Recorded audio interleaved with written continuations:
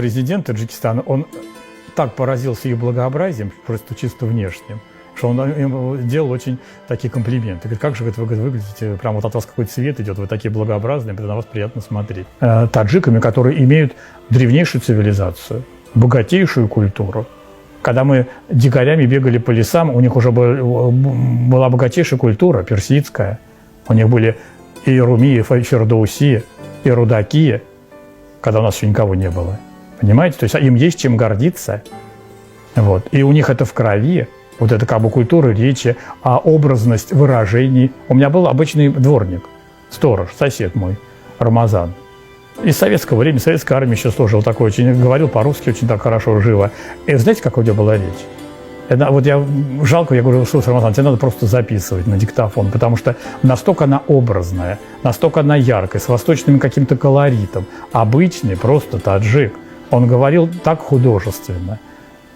Понимаете? И вот у них, когда берут интервью, даже вот смотришь на их телевидение, я по-таджикски не понимаю, но вот стоит обычный таджик, даже вот в своем халате в каком-то, да, из какого-то кишлака, дед, вот.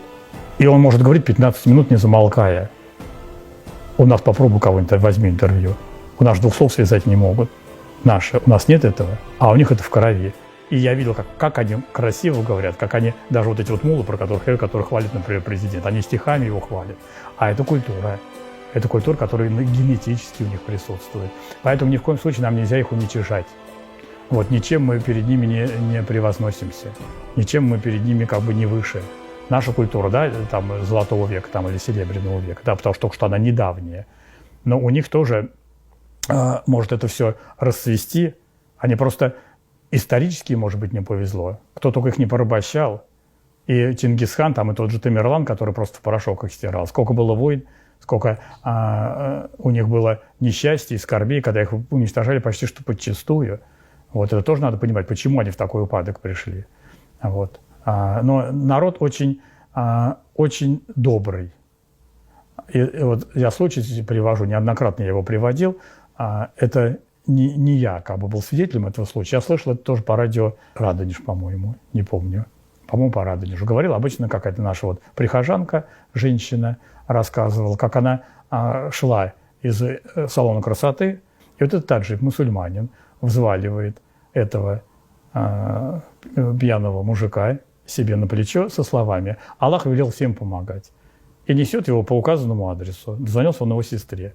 Оказывается, что этот мужчина, ученый, кандидат наук, у которого в этот день похоронил свою жену.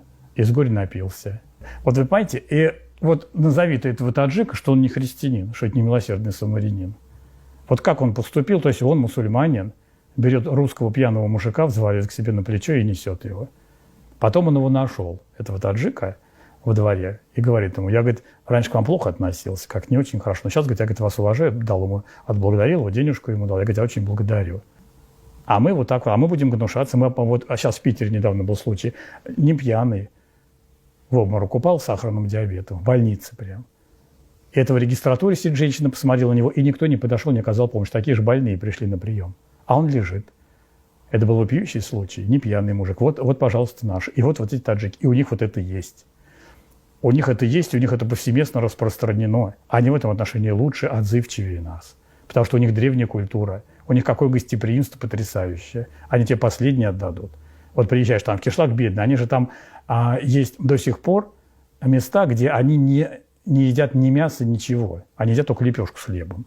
Причем эта лепешка, вот у них уже, она грязными руками, вот приходит таджичка старая, уже такая беззубая, грязными руками отламывает тебе, щербатым ртом своим улыбается и протягивает тебе вот эту лепешку, на, вот ешь.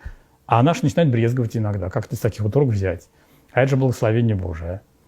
Да, владыка, видно, что вы полностью погрузились в это служение среди таджиков, да, и даже вот сердечно в каком-то смысле связаны с той атмосферой Душанбинской епархии.